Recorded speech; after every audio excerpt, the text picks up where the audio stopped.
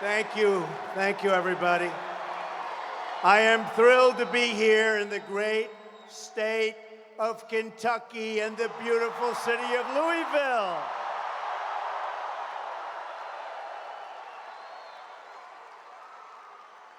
And this place is packed.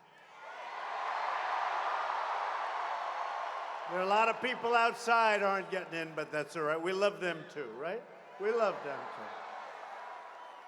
We're in the heartland of America, and there is no place I would rather be than here with you tonight.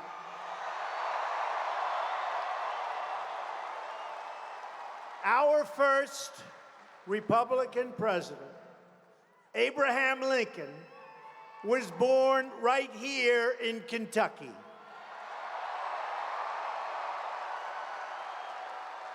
That's not bad. The legendary pioneer, Daniel Boone, helped settle the Kentucky frontier. And the great 19th century American statesman, Henry Clay, represented Kentucky in the United States Congress. Henry Clay believed in what he called the American system and proposed tariffs to protect American industry and finance American infrastructure. I'm honored to be here today with many of your tremendous modern-day leaders. We're joined tonight, and I want you to give him a nice hand, because he's on our side. We've got to take good care of our people, right? And he's got a lot of power for the people of Kentucky. By our Senate Majority Leader, Mitch McConnell. Where is he? Come here, Mitch. Thank you, Mitch. How are you doing, Mitch? Hey, Mitch, we gonna be okay? Everything good? That health care is looking good? Good, thanks, Mitch. And we're also very lucky to have in my cabinet our Secretary of Transportation, the wonderful Elaine Chao. Working with Secretary Chao, we're going to rebuild the crumbling infrastructure of the United States. It's time, right? It's time. It is time. After spending trillions and trillions of dollars overseas, it is indeed time we are going to start taking care of our country.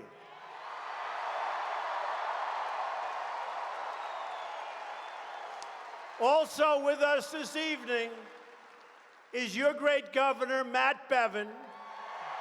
Where's Matt? Matt. Thanks, Matt. Congressman Andy Barr and Congressman Jamie Comer. The state motto of Kentucky is united we stand, divided we fall. We are united.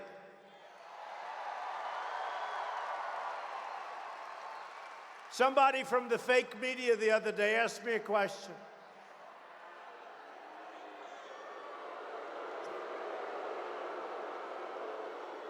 They said, how are the Republicans going to finally get together? I said, wait a minute.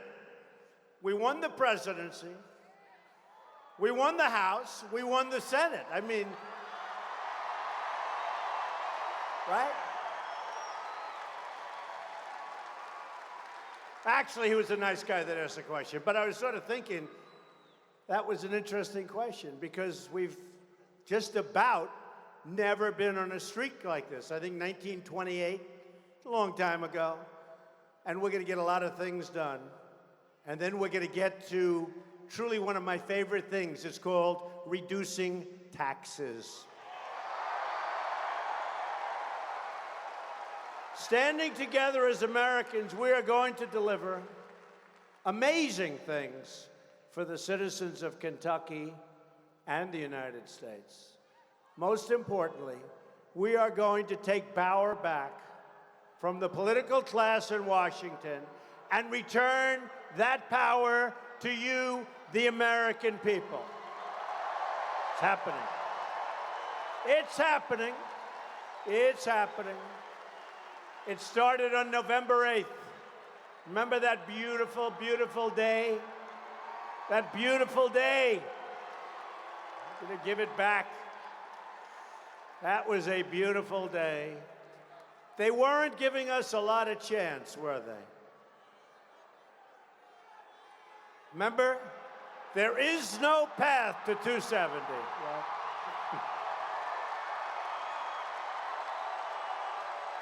remember the line?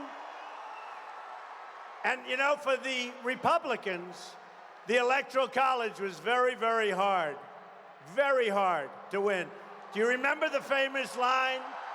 There is no path to 270. Well, there was a path to 306, but maybe not to 270. But we have a lot of work to do. The fact is, we inherited a mess. It's a mess. I met with the Prime Minister today of Iraq. I met with others, the Middle East, North Korea.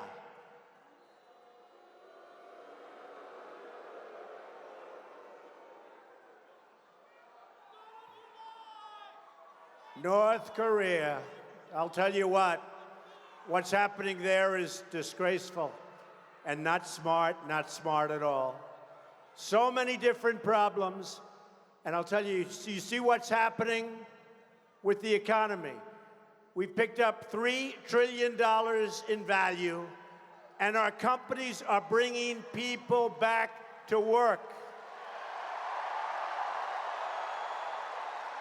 We have to take on every special interest that has profited from the, and I don't mean like a little bit, I mean really terrible trade deals, horrible trade deals. Last year, our country lost almost $800 billion in trade.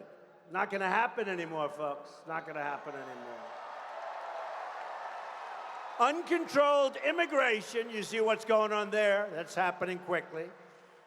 Got a little problem with the courts not wanting to give us the decisions that should be given, but we're going to win it. And a financial system stacked against the American people.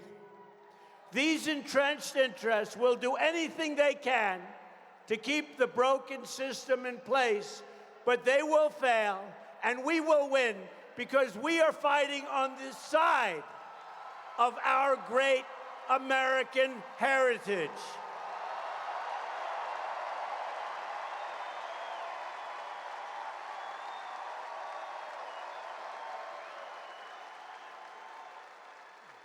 This place is packed.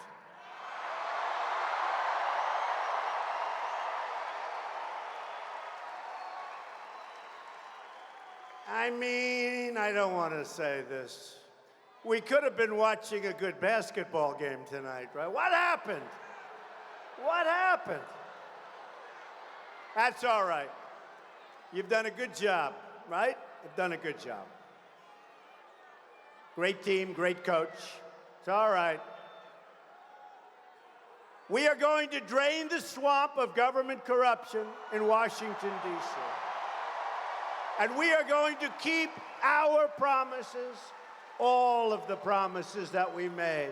We are going to massively reduce your taxes. We are going to reduce very substantially rising crime and support the incredible men and women of law enforcement. We're going to bring accountability to the VA and take great care, finally, of our great veterans.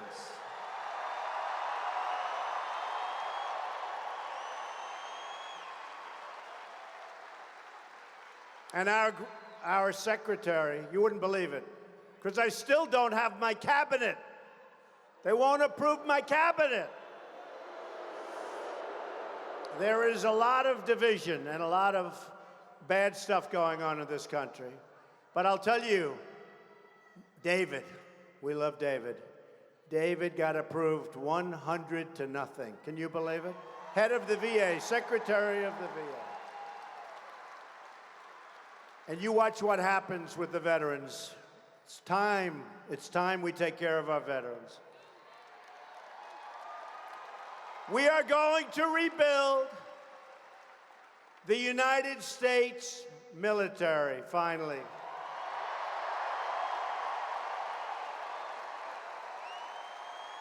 I proposed a budget that calls for one of the largest increases in defense spending history, and we need it. We need it. Got a lot of bad actors out there, folks, right? That's time also. And it's also jobs, because we're going to make this equipment right here in the USA. And we believe in three crucial words: peace through strength.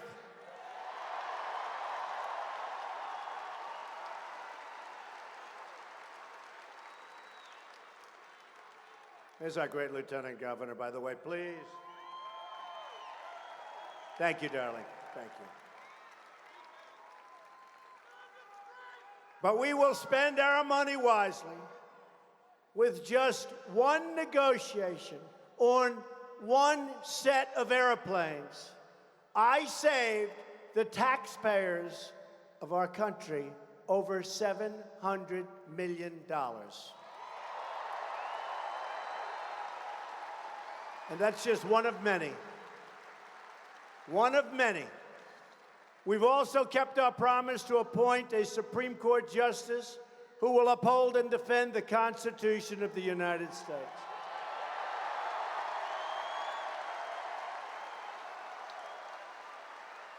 Judge Neil Gorsuch's hearing is now underway in the Senate, and I urge members of both parties to swiftly approve his nomination. He is an outstanding man from an outstanding family with an unbelievably wonderful wife.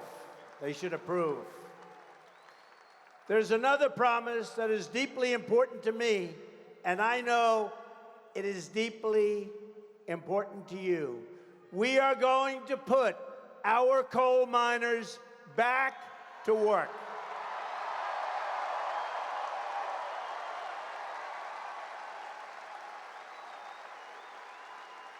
They have not been treated well, but they're going to be treated well now. Clean coal, right? Clean coal. I have already eliminated a devastating anti-coal regulation, and that is just the beginning. You saw that. We got a lot of thank yous from a lot of great people that work very hard and want to keep working. A lot of people are going to be put back to work. A lot of coal miners are going back to work. As we speak, we are preparing new executive actions to save our coal industry and to save our wonderful coal miners from continuing to be put out of work. The miners are coming back. Our new EPA administrator, Scott Pruitt, a Kentucky native, will turn the EPA, environmental, will turn the EPA from a job killer into a job creator. You watch.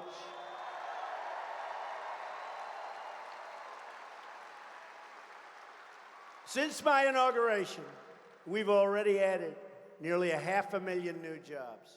And that's, believe me, just the beginning. Just the beginning. And I don't know, do you see those consumer confidence levels, Matt? They're through the roof. I don't even know. I think you're doing as well in Kentucky. But I know you don't like Obamacare, I know. Great guy. We're working to remove regulations on our auto industry so we can make more cars right here in America, including more cars in Kentucky.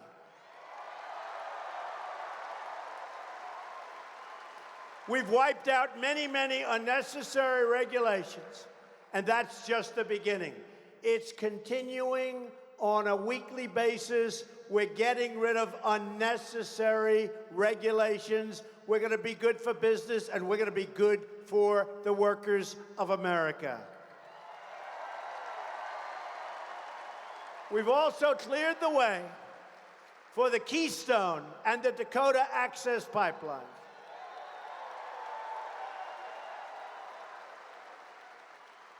And as I was signing it, I said, where are they getting the steel? Where? And I said, you know what? If people want to build pipelines in the United States, they should use American steel, and they should build it and create it right here. That pipe is going to be manufactured right here. That was like a last minute. I'm saying, where are they buying this stuff?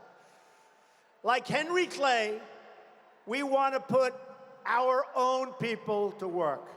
We believe in two simple rules: buy American and hire American. So as you folks all know, Henry Clay was the legendary Kentucky politician who became the 8th Speaker of the House in 1811. You know, they compared my campaign to Jackson, President Jackson, right? Of 1828. I said, can you imagine having to go back that far? And they said this was even more severe. But we did a good job. Did we do a great job together?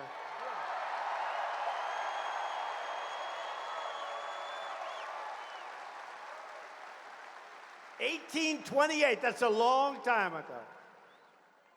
Oh, boy. And he was a good president, right? He was a good president.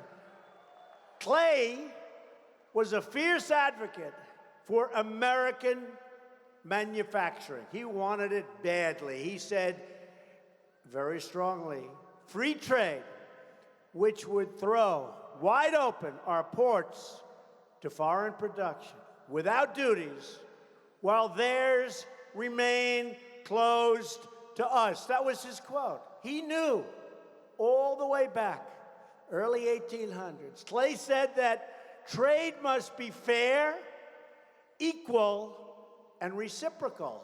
Boom. He said fair, equal, and reciprocal. I'm talking about reciprocal trade. Reciprocal. I mentioned that the other day to a group in my office. We're going to be doing some trade deals as soon as we get the health care finished. Oh, I'm looking forward to these trade deals. They're the ones, oh, there's going to be no ambiguity. But I use the word reciprocal. You know, Harley Davidson makes great motorcycles. They were in my office. They were in my office. And they came in. I said, how you doing? Great. How's business? Great. How do you do overseas? Well, it's tough. We have some countries that charge us a $100 import tax. I said, 100%, think of it. They want $100 on that 100%. So I said, how do you do? Not so well, it's tough. They have other countries that charge a lot. We want reciprocal. So if they're going to charge us 100%, we're going to charge them 100%. And you know what's going to happen? They're going to bring their 100% down to nothing like we charge. We can't allow that to happen. We can't allow that to happen. In explaining his American system, Clay argued that the sole object of the tariff is to tax the produce, and remember, to tax the produce of foreign industry with the view of promoting American industry. For too long, our government has abandoned the American system. Since NAFTA was approved in 1994, the worst trade deal ever made by any country, I think, in the world, America has lost nearly 1/3 of its manufacturing jobs. Do not worry, we are starting on NAFTA very soon. You know, I've only been there for what, 52 days, right? Somebody said to me, when are you starting on NAFTA? I said, wait a minute, I did this. I've knocked out unbelievable numbers of regulations. We're negotiating much better deals, these terrible deals that were made. I've been here like 51 days, give me a chance. Oh, I look forward. We're going to do something with NAFTA that you are going to be very, very impressed with. That's going to be an easy one, folks. That's going to be an easy one. Since China joined, and it's another beauty, the World Trade Organization in 2001, the United States has lost many more than 60,000 factories. We sacrificed our own middle class to finance the growth of foreign countries. But those days, ladies and gentlemen of Kentucky, are over. Is that okay? Those days are over. It's crazy. You know what that is? Much more than 60,000 factories. You know what that is? It's like, I said, if you have a map, how do you put that many dots in the map, right? More than 60,000 factories, but they're all coming back. You see them coming back. You see car companies that we're going to build elsewhere, and now they're saying that because of Trump, we're going to build in Michigan, we're going to build in Ohio, we're going to build in Kentucky. They're saying it loud and clear. Because from now on, it's going to be America first. America first.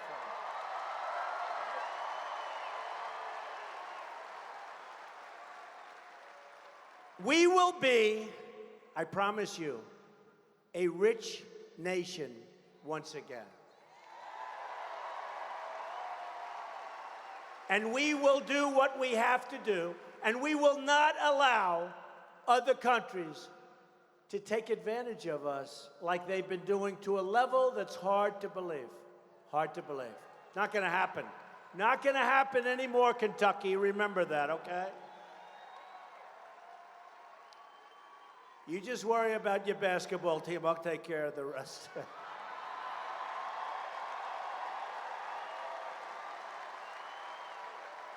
But to be a rich nation, we must also be a safe nation.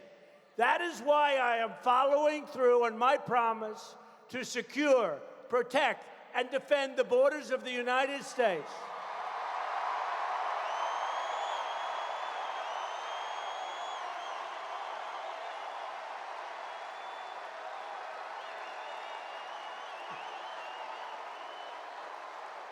We will build, that's right, a great, great border wall.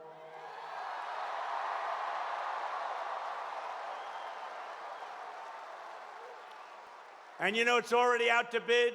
You've probably been reading tremendous numbers of bidders. What does that mean when you have a lot of bidders? It means we're going to get it for the right price, okay? Believe me.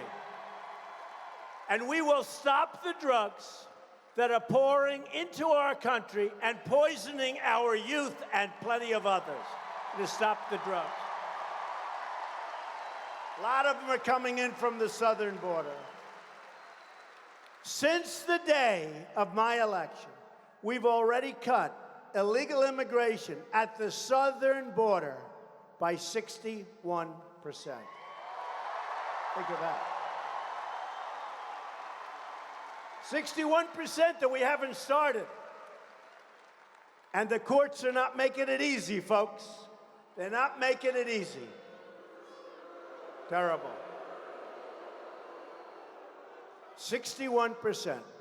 During the campaign, as I've traveled all across this great country, I met with many American families whose loved ones, sons and daughters, husbands and wives, were viciously killed by illegal immigrants.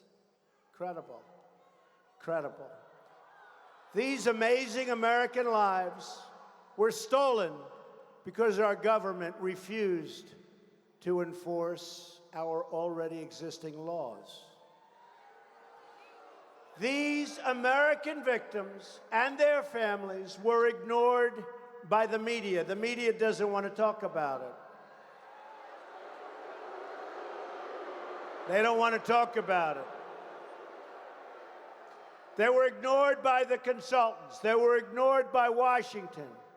But these Americans were not ignored by me. They were not ignored by you. You showed that on November 8th. They were not ignored by you, and they will never be ignored by any of us.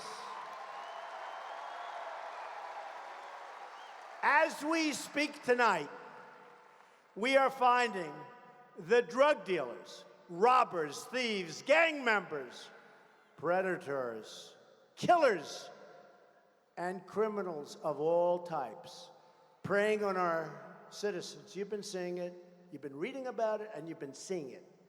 One by one, they are being tracked down and thrown the hell out of our country, and we will not let them back in.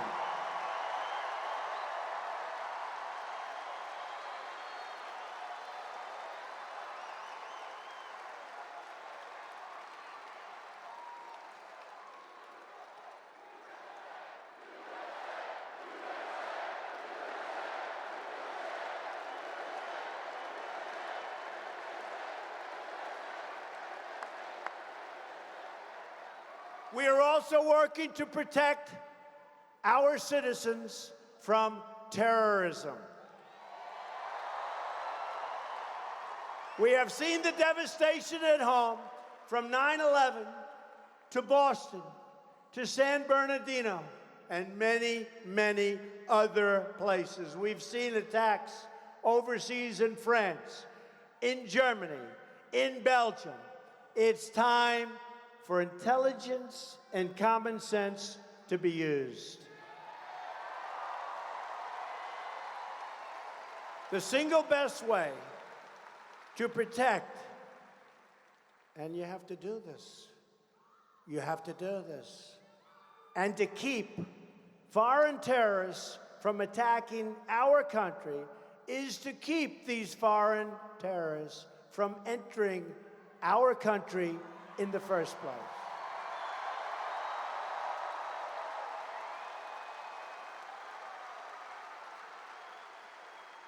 And we will stop radical Islamic terrorism. We will stop it. Not going to let it happen. Not here. Not going to let it happen. Finally, we want a very big tax cut, but cannot do that until we keep our promise to repeal and replace the disaster known as Obamacare.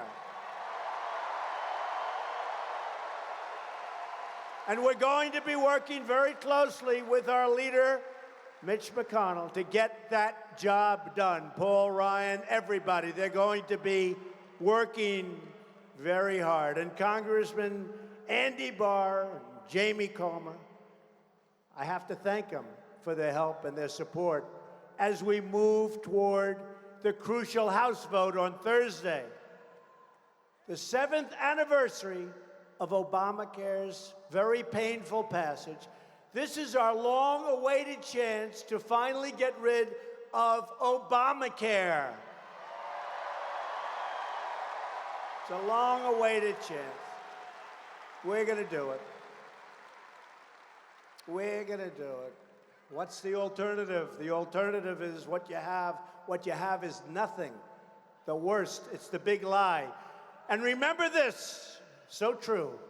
I happen to like a lot Senator Rand Paul. I do. I do. I like him. It's good. He's a good guy.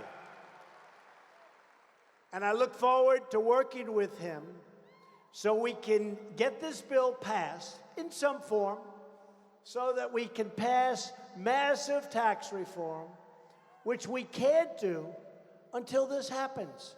So we got to get this done before we can do the other. In other words, we have to know what this is before we can do the big tax cuts. We got to get it done for a lot of reasons, but that's one of them.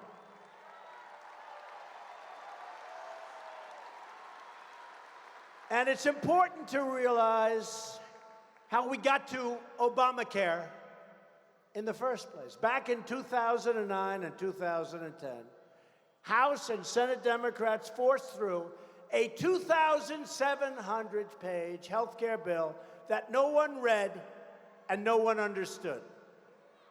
By the way, today it's thousands of pages more. It's not even understandable.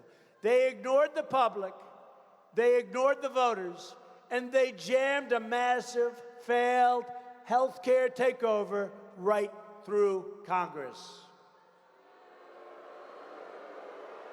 And this is what we have. It's time for Democrat leaders in Washington to take responsibility for the disaster they and they alone created. Remember when President Obama said, if you like your plan, you can keep your plan. If you like your doctor, you can keep your doctor. Nobody brings that stuff up, do they?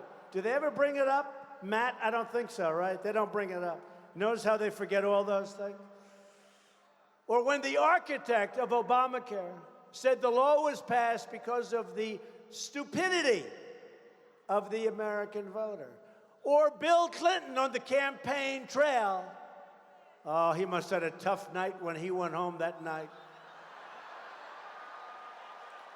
Called Obamacare the craziest thing in the world, where people wind up with their premiums double and their coverage cut in half. Bill Clinton said that, the craziest thing in the world. Or the Democratic governor of Minnesota, who said the Affordable Care Act is no longer affordable.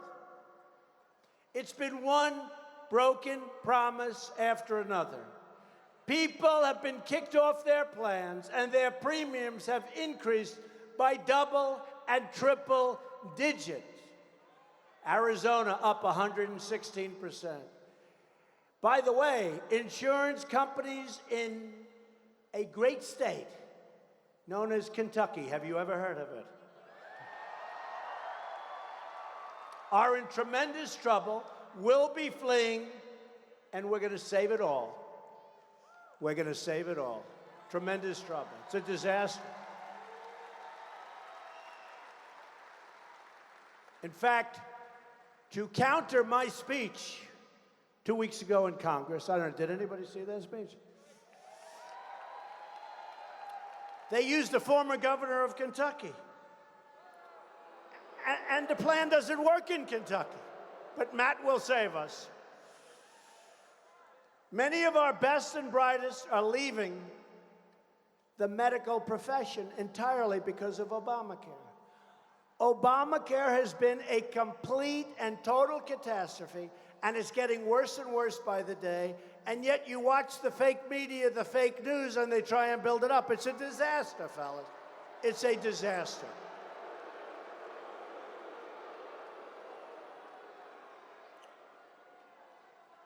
Boy, it'd be great if they told the truth about Obamacare. It would be so wonderful for the people of this country because it would just sail right through. Our plan would sail right through. 1/3 of the counties in the United States now have only one Obamacare insurer left. Some have none. And in your state, it's worse. In a recent interview, your governor, Matt Bevin, who's right here, so I better be careful, said that Obamacare was a disaster in Kentucky. Is that right? I'm quoting that so accurately. And it is. It's been an absolute disaster. Half of our counties only have a single provider right now. It's a financial disaster waiting to happen right here in your own state. Thursday is our chance to end Obamacare and the Obamacare catastrophe and begin delivering the reforms our people deserve. Big thing. Then we get to tax cuts. Big thing. And remember, we're going to negotiate, and it's going to go to the Senate and back and forth. The end result is going to be wonderful, and it's going to work great. Once this is done, we are also going to work on bringing down the cost of medicine by having a fair and competitive bidding process. Some people think that's just as important as health care. The cost of medicine in this country is outrageous, many times higher than in some countries in Europe and elsewhere. Why? Same pill, same manufacturer, identical, and it's many times higher in the United States. You know why? Campaign contributions, who knows? But somebody's getting very rich. We're going to bring it down. We're going to have a great competitive bidding process. Medicine prices will be coming way down, way, way, way down, and that's going to happen fast. And we're just adding that to the bill. I said we got to add that to the bill. We're going to do a bill later. We're trying to add it to this bill, and if we can't, we're going to have it right after. You have some crazy arcane laws, folks, just in case you haven't heard. I am confident that if we empower the American people, we will accomplish incredible things for our country, not just on health care, but all across our government. And by the way, that Second Amendment is very, very safe right now.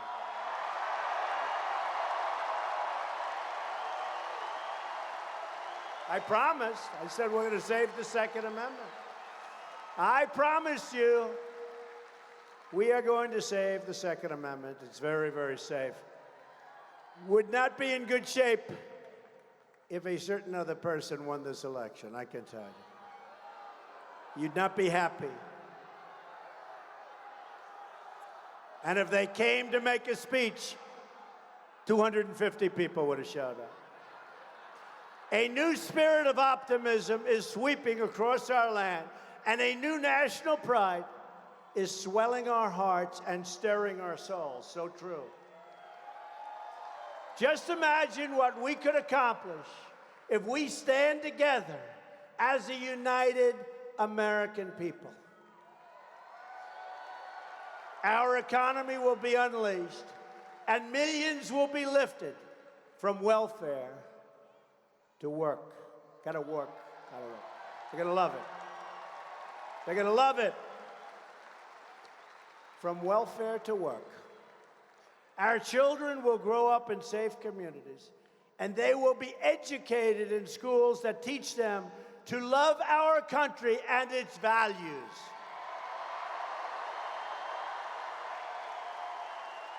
Our inner cities will find a rebirth of hope, safety, and opportunity. And you know, your San Francisco quarterback, I'm sure nobody ever heard of him.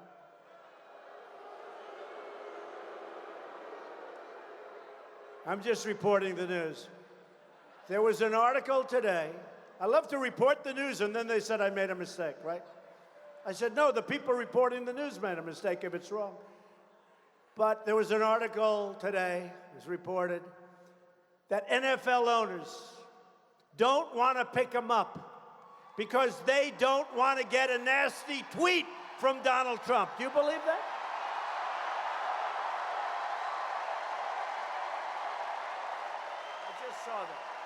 I just saw that. I said, if I remember that one, I'm going to report it to the people of Kentucky. Because they like it when people actually stand for the American flag, right?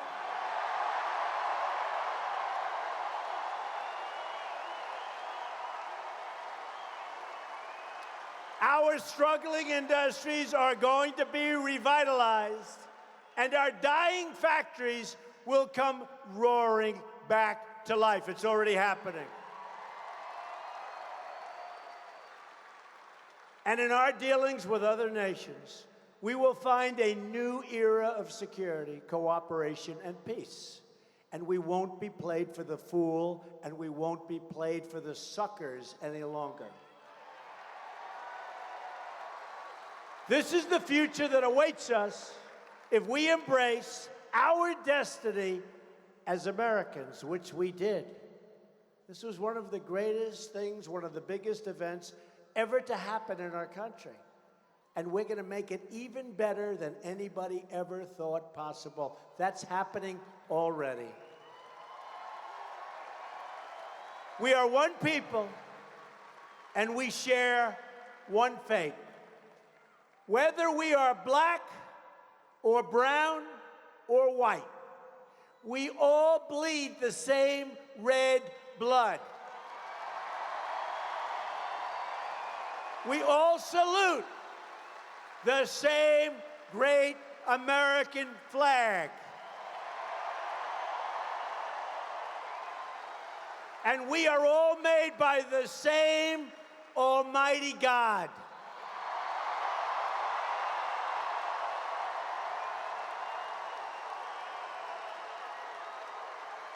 As long as we remember these truths, we will not fail. Nobody can beat us. Nobody. We are Americans, and the future belongs to us. The future belongs to you. This is your moment. This is your time. And this, the United States of America, is your country again.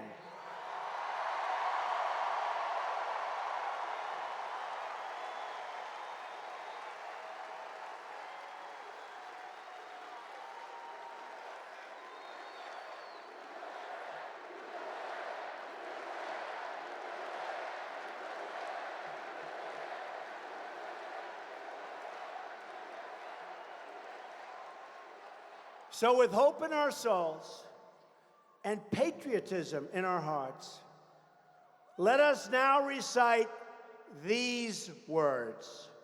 Are you ready? Together, we will make America strong again. We will make America wealthy again. We will make America proud again. We will make America safe again. And we will make America great again. Thank you, Kentucky. God bless you. Thank you.